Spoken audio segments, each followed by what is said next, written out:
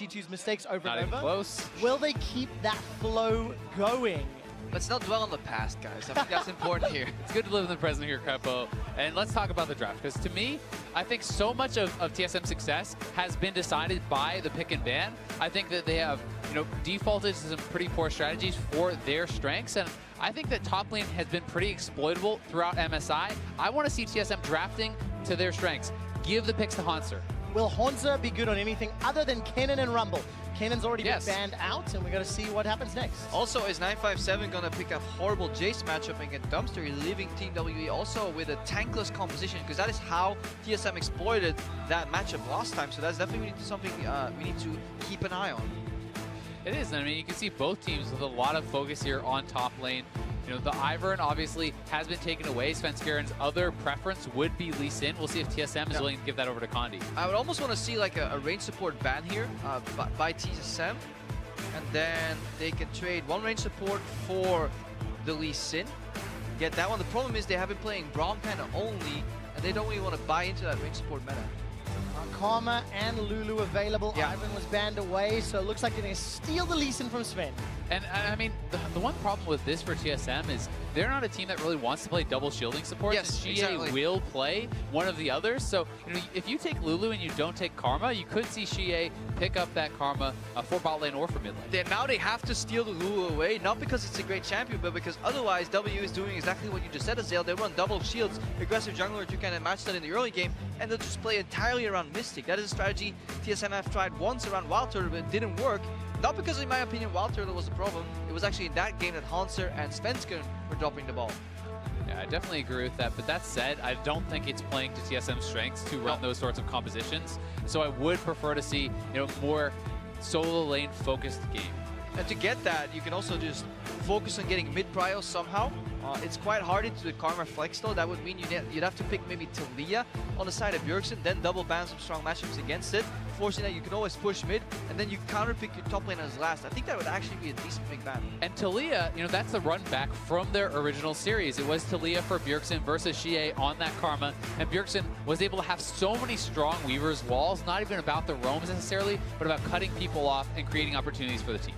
All right, let's find out what TSM decides to opt into. We're about to jump into phase 2 here. It was the Karma Caitlyn locked in, and then we can see which role Team WE and TSM will squeeze respectively. And if you have to early pick, Caitlyn actually pairs well with Karma, because if you lose her as a flex pick to the mid lane and you're forced to pick a remaining melee support, Caitlyn farms quite adequately 1v2 in the lane, meaning that you can still kind of make do with that. Sometimes you have a Karma flex pick, but due to the nature of bot lane matchups, you're kind of forced to have her locked in bot lane, otherwise you lose the lane too hard.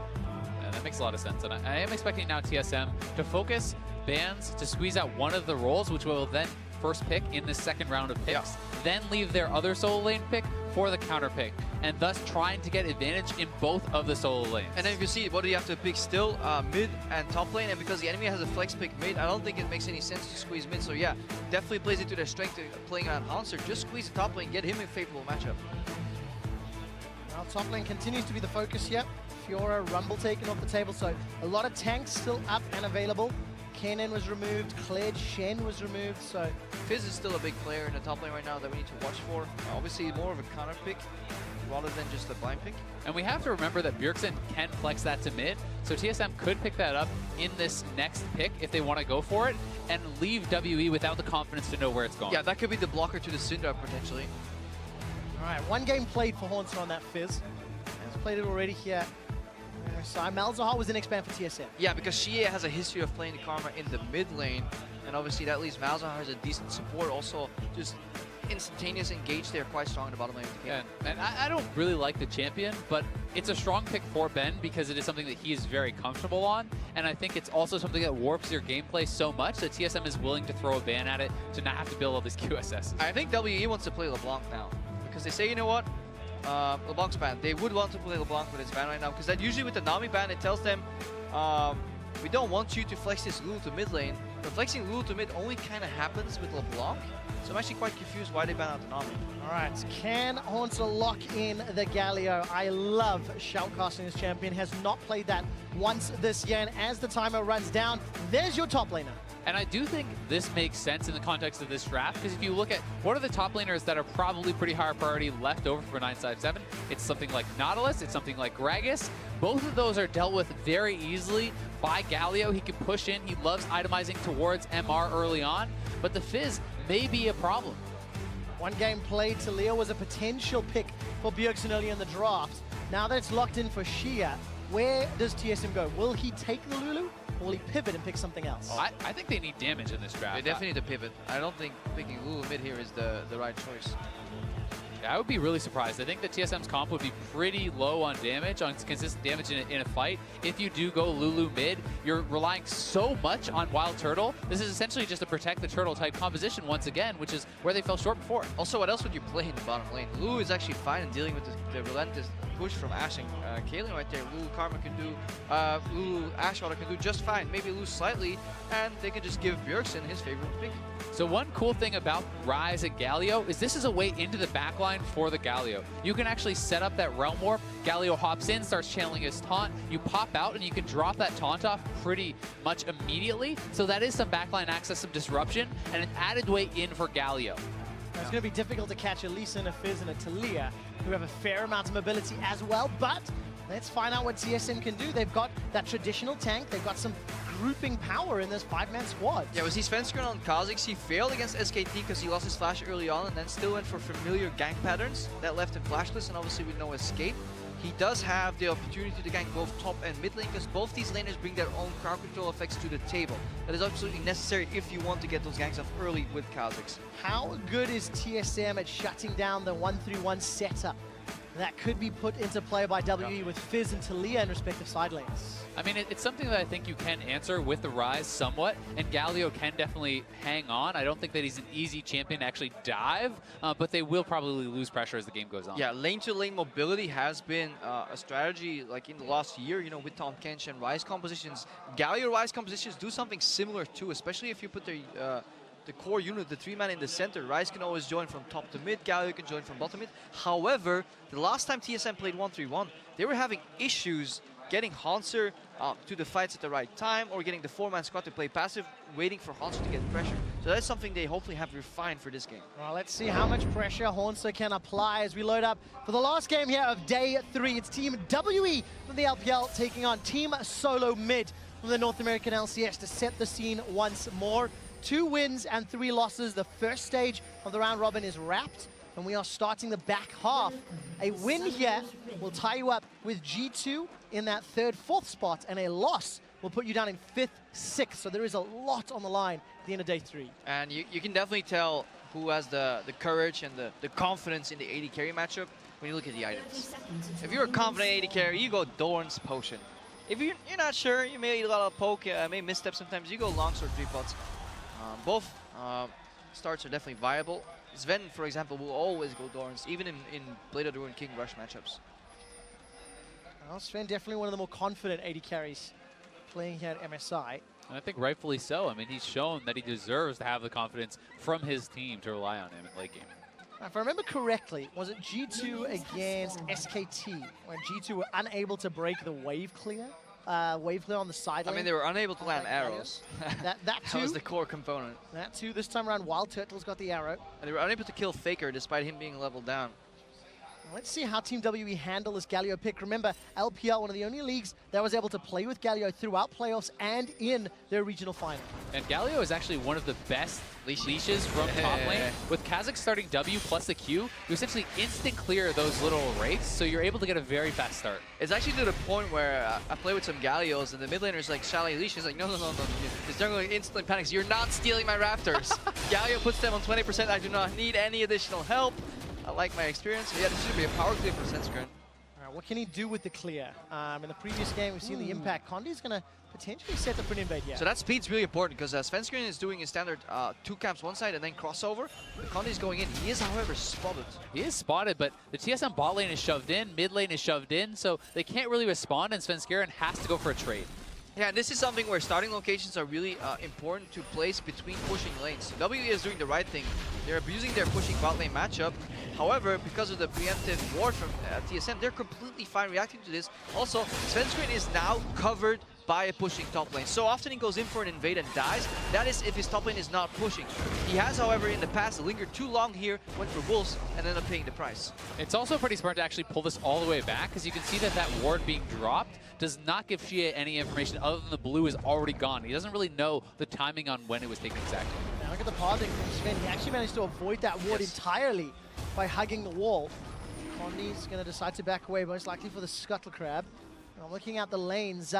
Haunts are pushing very heavily, knowing how close Svenskeren is to this top quadrant. And Condi, now knowing that Svenskeren is over there, is trying to take away more of his enemy's jungle so that they can come out even or ahead. Because if Kha'Zix takes away all your camps and you only take the blue, then retreat, you end up behind an experience behind on gold. And if you ever miss sight of the jungle, just look at which lane the mid laner is leaning towards.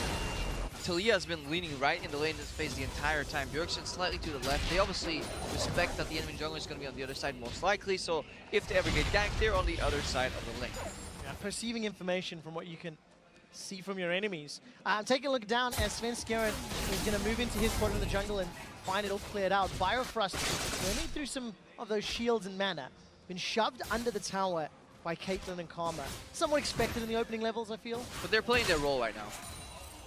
Yeah, and I think that they just have to kind of absorb the pressure. They are more of that lane that is going to play the utility focus. They have utility-focused AD carry as well as support. And I think that as long as they're playing safe and going even, that is pretty much according to plan for TSM. Yeah, and it's also Mystic.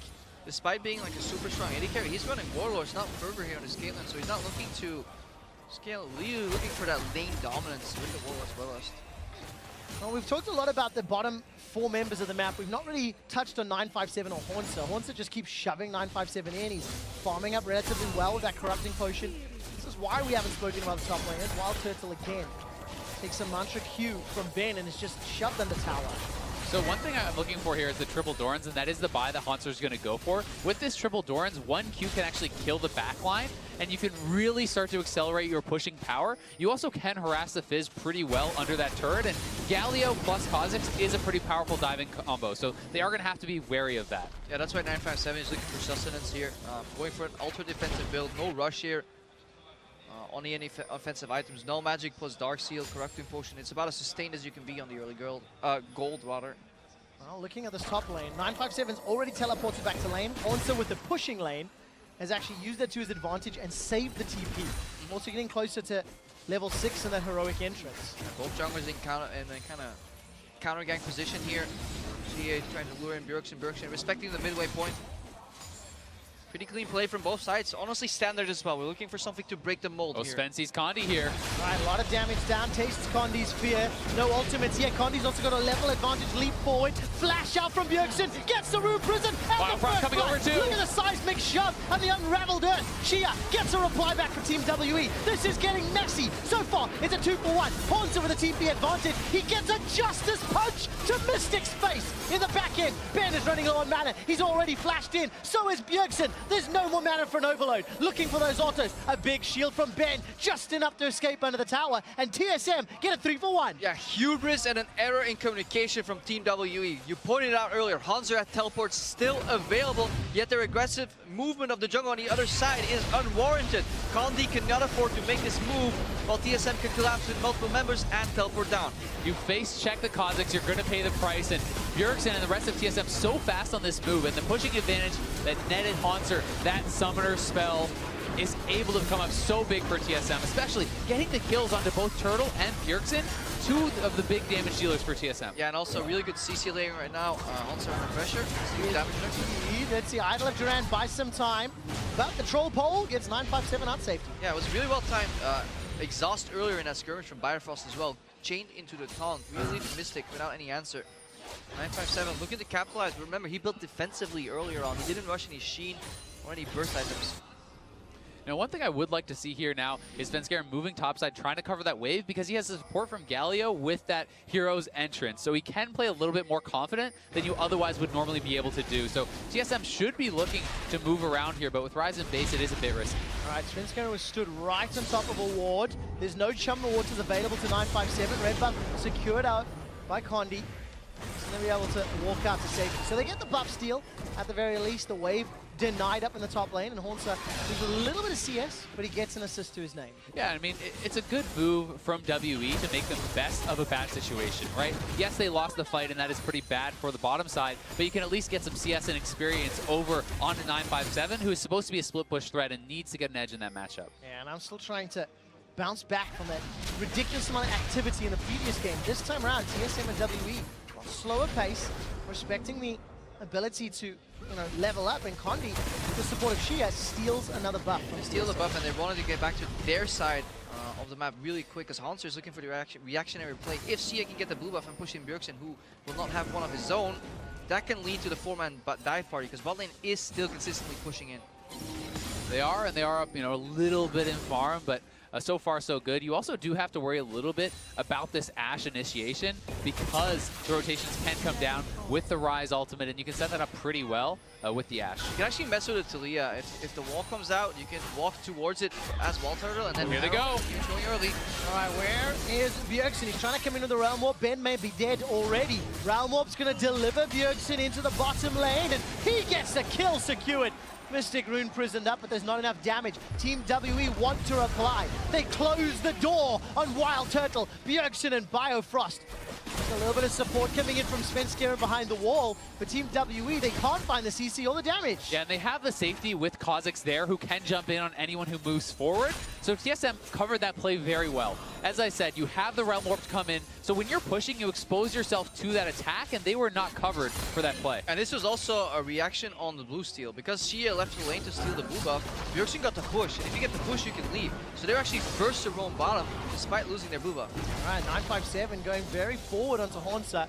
Chum the Water's still available. Urchin Strike comes out. That's a W2 for a massive damage. Shark, and 957 with a great solo kill. Yeah, once that mark is hovering over a target and you reapply W and it's fully stacked, you need to press the W one more time for like a 20%, 25% chunk. If you pair that with ulti, you can really surprise people with the damage output. And that honestly is pretty scary for TSM when you take into consideration Ignite was not even used. No damage had really been purchased yet for 957. So, I mean, that's pretty scary for Hanser. If you're pushing in and that's your advantage, but you can get all in, you're setting yourself up for failure. TSM is playing around the bot side, but in champs, like we were vehemently talking about how the strength of TSM has been a winning top lane matchup. They get a pushing matchup early on with the Galio, but now with that kill, 957 is back in the game. He has unlocked himself being a split pusher as a win condition for Team WE. And another critical thing in this matchup is you essentially have two forms of CC. You have your punch and you have your taunt. Fizz can avoid one with that troll pole, but you have to hit one or the other. He missed the E, which allows you to Playful Trickster on the taunt, and you can get out scot-free. That means that 957 is the advantage. Got the Sheen picked up, got himself that Spectre's Cowl. A little bit of MR to deal with both Hornsa and Bjergsen. And we're at an even game, 600-700 gold at 10 minutes. It's not a lot to speak of, because you can see 957's got the advantage top, Bjergsen's got the advantage mid, but then all of a sudden, Mystic is also marginally ahead of Wild Turtle down in the bottom lane. Yeah, but Turtle picked up lifesteal as well, so he can just stay sustained in this lane. Also, level 6 Karma doesn't even get too much, right? Yeah. There's a rule that always have the wild go. So this matchup is just going to even out CS for CS. It's more about the timings and the cadence of the pushes. If they can move somebody away from that lane, add him somewhere else and create an advantage. I mean, WE is definitely looking to cash in on the pressure they've had. If you have lane pressure all this time in the bot lane and you don't kill the turret, you don't really get rewarded for that. So they're trying to push it in and finish that off. That's great to see.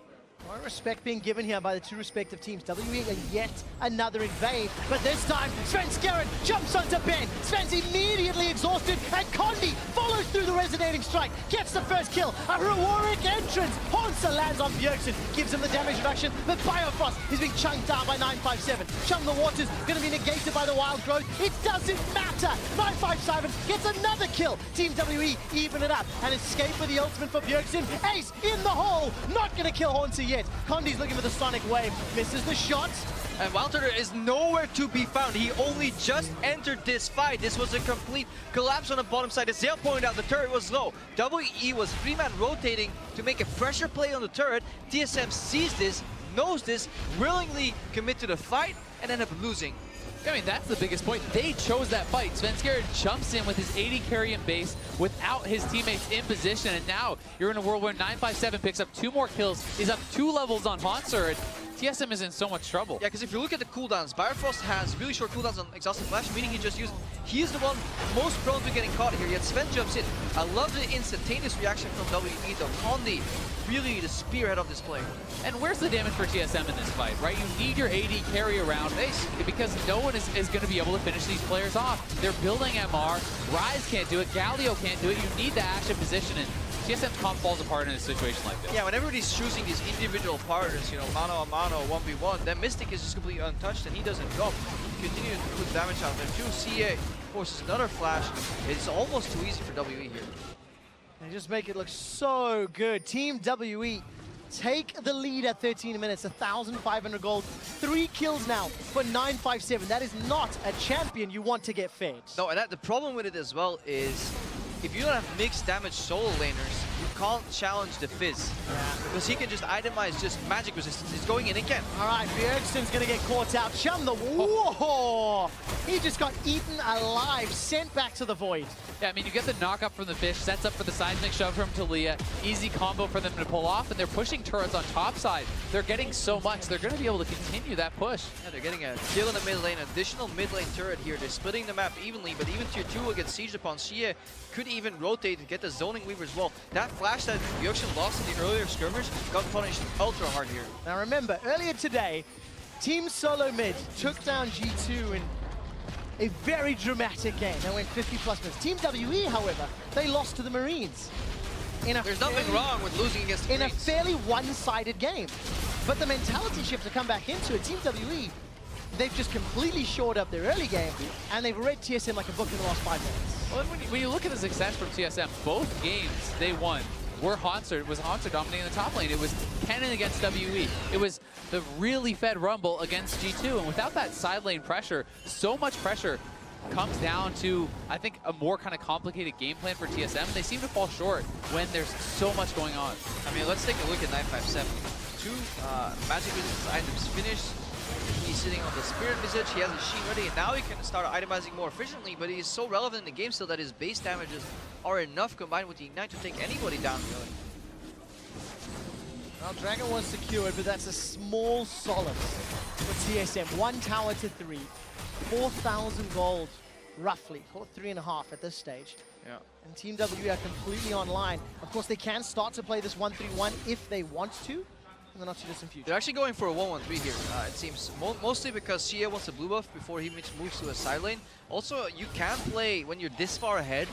Generally, you don't play 1-1-3 because you will get punished somewhere else, but Xie can always join any other side. You know, he can go really fast from mid to top or from mid to bot. And this way, TSM will need to defend the bot lane tier 2 turret pretty soon because that seems to be the target for WE. I'm looking at the minimap and I see Team WE still quite split up, trying to redefine their lane assignments, but look at the amount of warding. Team WE had about 4 wards in that top quadrant of TSM jungle and pushing fairly safely here. No reply from TSM. Yeah, and moving the vision down to TSM's blue side, like Mitch said, it's saying they want to go for this turret. One thing Galio does have, though, from behind as a tank is pretty good wave clear, and pretty safe wave clear, because he does have that range Q to toss out. That said, you know, this is a kind of a team fight composition for TSM, so you have to feel like to get back to this game, they need to get some sort of a fight. They need to get him on the run, and maybe they can use a teleport ward in the bottom lane that's being placed, or that control ward. I see Trevor, like, waving his fist in the air. You too saw that ward, right, Trev? I did indeed. Kongi's been caught out by the Enchanted Crystal Arrow, and Biofrost Wild Growth will not find a target to knock up. TSM. Beautiful. Now they're going to get closed off from the mid inner. Yeah, you lure him to the bot lane, but it's a trap because 957 is setting up the secondary wave. WE is constantly playing on at least 2 lanes. That is the main mistake teams have made at this tournament when they play 1-3-1, is that they make the map too tiny. They have it. Heroic entrance comes down by some time for Sven to escape. Not before he's burned alive. Wild Turtle's forced to flash and heal his way to safety. WE get the tower and a kill. Shige played that fight so well, forcing Turtle out from the side. He finds the angle, hits all of his shards onto Turtle, and Turtle just has to blow both summoners and get out. This pressure here, WE, I love the way they found a way to get 957 back into the game. You know, Hauntzer got the teleport advantage, got the TP back down. He got a few kills and assists, and it all looked really good for TSM snowballing, but they couldn't capitalize off this bot lane pressure.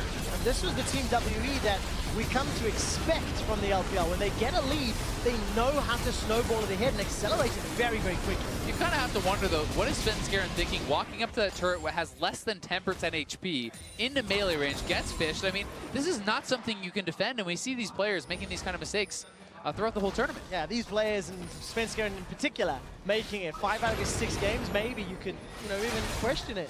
What was he thinking? 0-3-1 on this Kha'Zix. Decent start. Probably was thinking he could defend the turret. Yeah. Was wrong, though. Well, you know what Thought did. Yeah. Got you killed by Team WE. So you never think, you just do. React. Do or not, there is no think, right? Yeah, that's right, Yoda. 957. Doesn't find a target with Chum the Waters. Another buff stolen away. Team WE have had control of TSM's jungle for the majority of this game. Yeah, and I wonder if they're going to go for the same pattern here. Put the Caitlyn top with the support of the team, force TSM to walk top lane, and then pivot back to mid lane, zoning with the Weaver's Wall, and get the second mid lane turret right there. And I certainly think they can. I mean, they have so much more pressure than TSM right now, and Turtle a little bit wide on that arrow.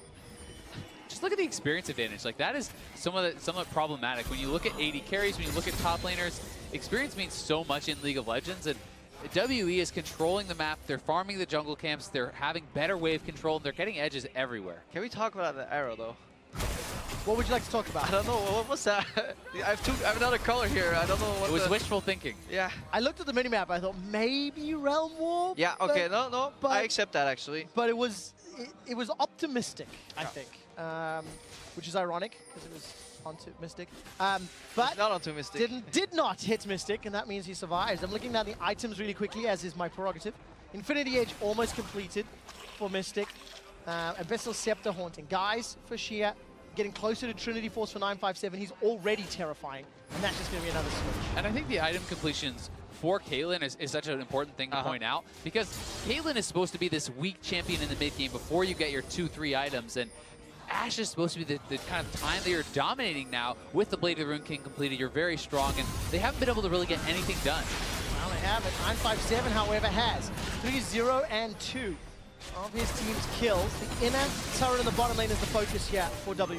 You have to always, if you're TSM fan, this is what you want to see. You want to see them grouping. Even though they have a lot of poke, this is where WE top is the weakest. When they're all on the same lane and nobody is prepping the secondary lane to rotate to. Well, Team WE was so good earlier. They simply have very few objectives left to steal here from Team WE. That was really nice from Bjergsen. As soon as he hears the Weaver's Wall being cast with that global sound, he gets out of there immediately. You can't wait till you already see him or you'll be stopped. Yeah, there was a few nice map moves by TSM. Mystic has their flash right now. That was not an optimistic arrow. That was actually a great one.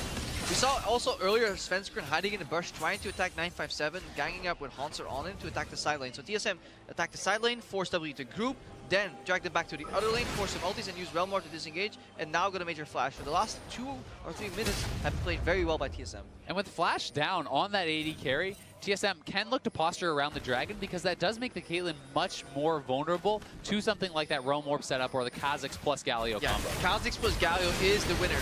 All right, Condi and Mystic, they get knocked up by the Wild Ghost. Svenskeren is exhausted once again. Mystic survives. Still hasn't finished that Infinity Edge, but is putting down a lot of hurt onto TSM. Bjergsen gets one with the Rune Prison and the Overload. Finds a double kill. Turns back for Sheer. Hanser, unfortunately, doesn't connect to the Justice Punch, and 957's running for his life. The Dragon is the focus for TSM. And that was exactly what they were looking for. They don't get the kill on Mystic, but he's pushed out immediately because he has no summoners. So great job by TSM, capitalizing on that fact, getting a 1 fight, and the Dragon buys them another lease on life. Yeah, what a great sequence of events. It honestly all started in the bottom lane, then that arrow from Turtle forcing the flash here, and here Mystic, this is just not smart at all. Really nice combination with the Wild Dwarf. Galio isn't even here, but if you can force team fights and you're the one initiating against a 1-3-1 composition, you generally should be strong. Look at the havoc Bjergsen causes in the left side of that fight. As that Rise starts to get stronger and stronger, hitting these item completions, I mean, we've seen a lot of Rise games carried by Bjergsen. If you think back to even Worlds against RNG, it was like Bjergsen versus the world in some of those games, and nearly managed to carry it. Well, TSM are going to need another performance like that, because they're still in a very big hole. It's 4,000 gold down, but as we've mentioned a few times already, they played defensively well, they wave cleared well. They've lost that 1 tower and that 1 kill in the last few minutes. Yeah, gold distribution is very important though, and also what it can buy you, gold efficiency. You don't need to be gold for gold if you're playing tank versus carry, as long as you can hold and you don't get to the breaking point of the matchup, right? If somehow this stalling has put Hunter in a position where he can comfortably soak 957's pressure and then use TP or ulti to get to the fight, then suddenly WE has to play 4v4 on the rest of the map, and maybe they can't utilize as much of that gold advantage. And I think he is comfortable to clear at his own turret, right? But that is why it's so important for WE to knock down these turrets, to create long lanes that Hanser has to walk out into and expose himself in. See what Haunter can do with the 0-2-1 at the moment. He used that teleport, so advantage to Team WE. And he's going to be trying to match. Yeah. And every time they split, WE to split to set up their side lanes, TSM just power through as a fist in the mid lane. They're like, you know what? We're not going to let you set up your side lane. We're just going to join clear 4-man top, 4-man mid, look for group. This is going to make Wild Turtle suffer in CS, but it gives them pick opportunities. All right, looking at the minimap, 957 recalled. He was sitting in his base with that TP advantage. We mentioned already, I can also see Wild Turtle picks up his red buff. Just to give you a quick update, of the 10 buffs that TSM have got their hands onto thus far, 6 of them were actually secured by Team WE. 10 spawned, 6 stolen away.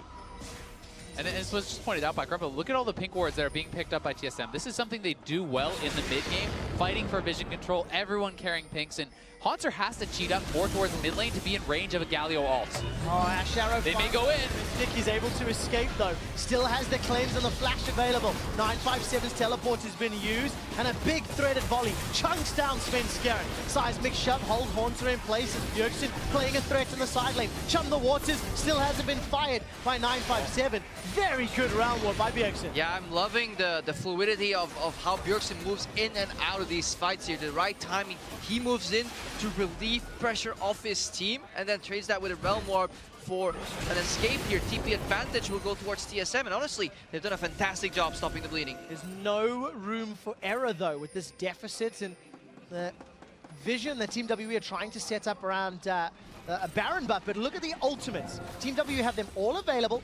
Unfortunately for them, they don't have the teleport, which Haunter will get shortly. Yeah, and the big thing here is TSM want to try to play this slowly because they have global advantage. So WE is just starting up the Baron. This could be risky, though. They have the Kha'Zix Galio combo. Let's see, where is the engagement? Turtle! Why is Turtle in front of the rest of the team there? That is a question we've asked TSM many, many times. Svenskeren gets caught by 957's ulti. Heroic entrance, and now Condi's in trouble. Both going low. The junglers are going to kill Svenskeren first. Off to the right of your edge. 957 and Bjergsen are trading back and forth. Haunter flashes for a few seconds longer. Gets shut down by Condi, and WE find 3 kills. TSM as a team fail at basic mathematics. They see 3 guys in the pit, meaning there's 2 of those missing. They were in the brush that Turtle approached. Guess what? It was the Karma and the Talia. He walks on a knockback, not using flash, not using heal to get out. He drops, and so in that moment, TSM's hopes vanish completely.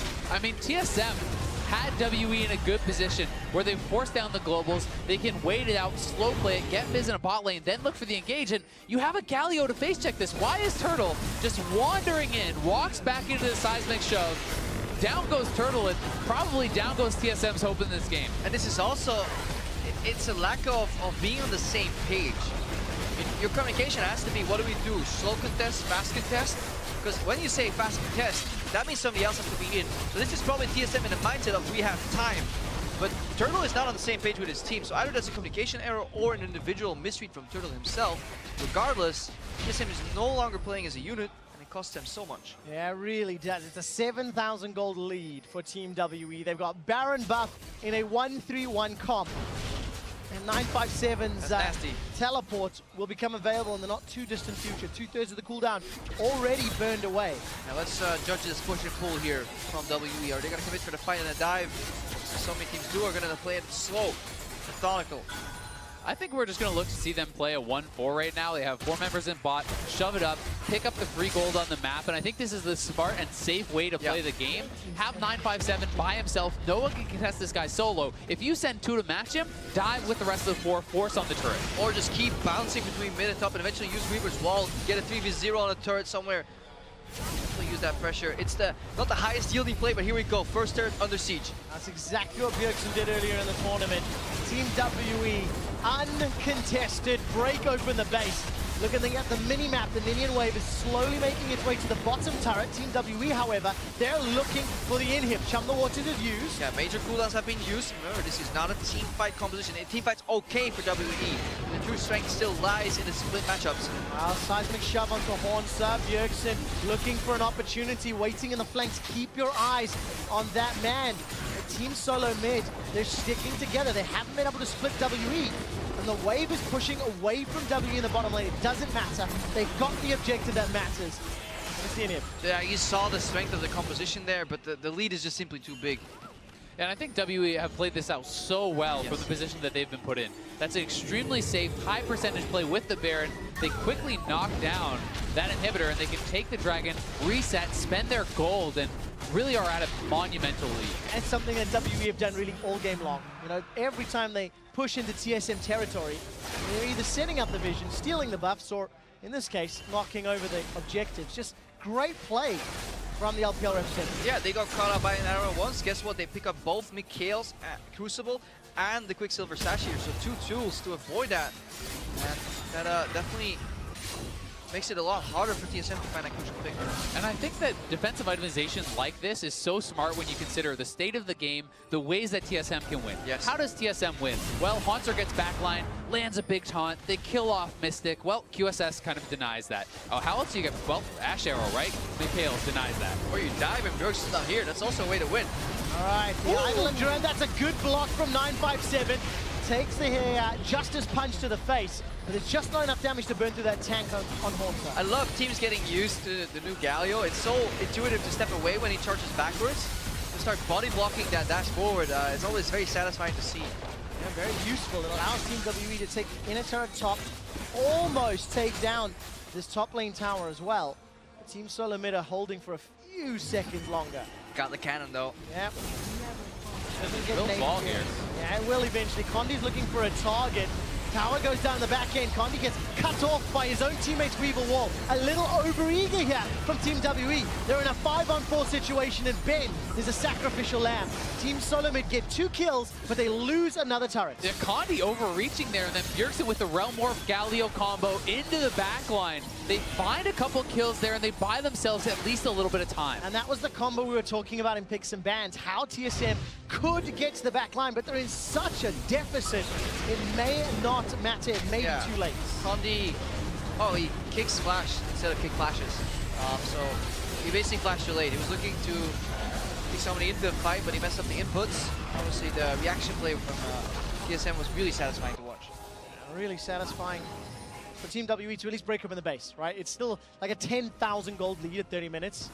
And I mean, 8 turrets to 1. That's really the big story. WE has been moving around the map better. They've been playing exceptionally well in this macro game, and they still have the side lane advantage of 957. 2 inhibitor turrets down and 1 inhibitor dead. Yeah, 8 turrets to 2 now. The inverse G2 turret situation at MSI.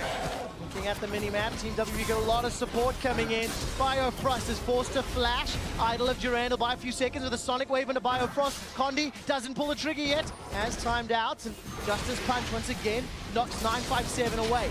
Winds of War slows everybody down. Realm Warp takes most of TSM to safety. Wild Turtles Enchanted Crystal Arrow is available, and Team WE, they push off TSM. Yeah, it was actually quite dangerous there. You can flash the damage or fist you if you do it in time. So Bifrost almost got re-engaged on by Condi, so that could have been a crucial error. Luckily for him, there was not a follow-up from TWE.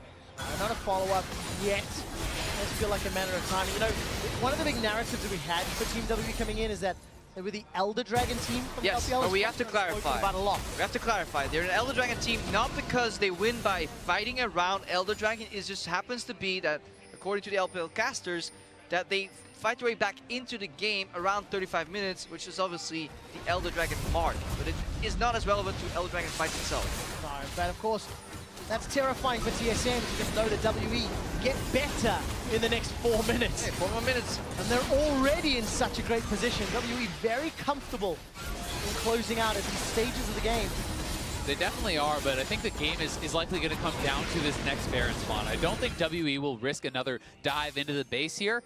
And the fact that TSM doesn't have a dead bottom inhibitor means that it's much easier to actually defend against these super minions. You can push out mid and respond to Baron. So we'll have to see WE play pretty well around this. Yeah, they got to play the flying V here. Protect Svenskeren. Launch him into the Baron pit if they're doing it. However, there is top lane present currently by 957. Teleport's available for 957 and Hornser, but they're on opposite ends of the map. Mystic is starting to back away from this mid lane. Of course, TSM doing a great job shoving the lane out before looking to contest the Baron pits. And that's great, but I mean, Hornser can't stop 957 by himself in a long fight. So TSM have to move back up and threaten this, but that gives WE the chance to move right under the Baron, and TSM have to react to this now. Need to get in there. It's 7,000 gold, 6,000, 5,000 dropping fast. Round Warp will deliver Bjergsen next to Wild Turtle. Ash Arrow catches onto Mystic. Insta QSS. He's managed to back away. 957 coming in the back. 957's got Chum the Waters. It's not going to find his mark. It catches Bjergsen. Bjergsen goes golden thanks to the Hourglass. Svenskeren, the target.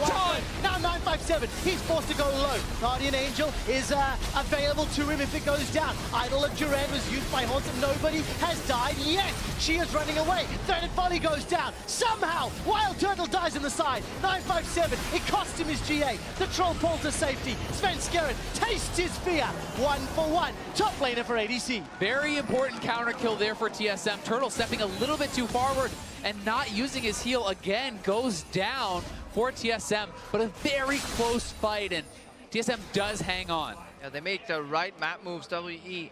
They do not have any pressure in the bottom side of the map, allowing TSM to play in between the two crucial remaining lanes.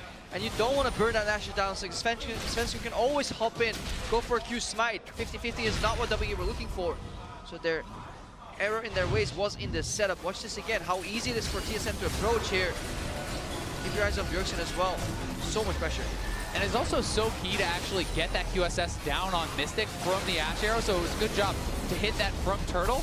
But when Galio comes in, he's able to get such a big taunt because that QSS isn't available, and Ben got caught, so he could not KOs his teammates. Definitely so.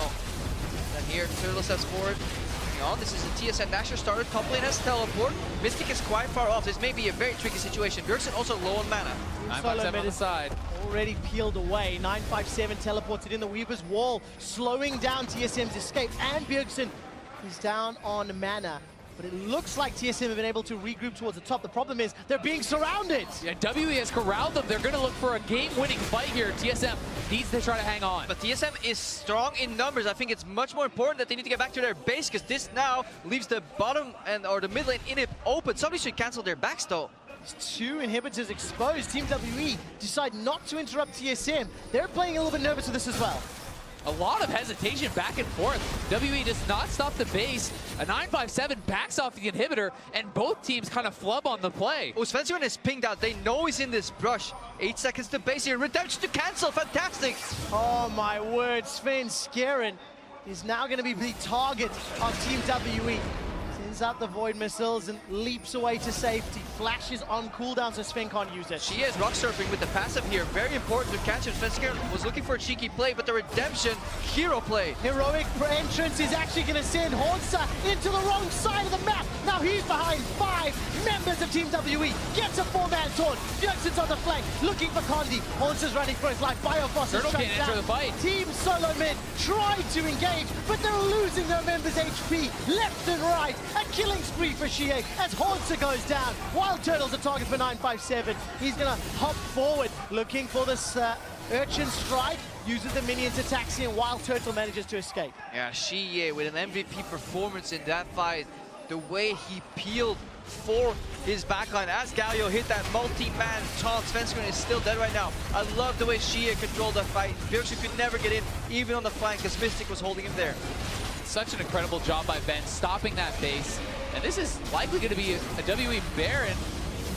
Can they get more? Bjergsen's actually on the side lane. He's got a flash available to 957 jumps in. Bjergsen uses his hourglass. Weaver's wall looking to cut off Wild Turtle, in fact. No, he's jumped off to catch Biofrost. I'm looking at the minimap, and Biofrost survives a few seconds longer. Here comes Wild Turtle with the help of the Blaster. Yeah, but this could very well be the game. Bjergsen died, 45 seconds remain in a 4v5 with Mystic spearheading the push. Yeah, they had no jungler, no reason to contest that, and now without their mid laner, WE is looking to end and get their revenge on TSM. It's a 35-second cooldown before Bjergsen is alive. Inhibitor number 1 in the middle lane is knocked over. Team WE playing this by the numbers. They're grouping up towards the top. 957 left to usher those minions towards the Nexus turrets. 20 seconds remain on Bjergsen. Keep your eyes on Hanser. He needs to land a big taunt. Heroic entrance is still available, and Realm Warp is 2, so if Team WE do not get out clean, which they will, 2 inhibitors, once again, regain absolute control. Yeah, WE constantly looking for the high percentage plays here, not risking it, not getting sucked into the drama. They now have Baron buff remaining for 2.5 minutes, and they only have 2 pushing lanes. I like the push and pull.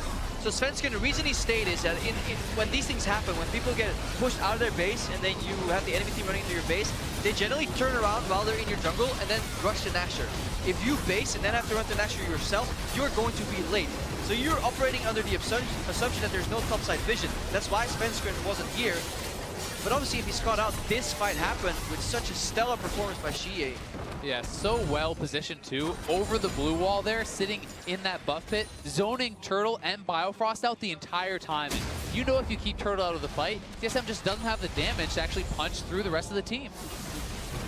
That allows Team WE to push forward into the base, knock over those inhibitors as well.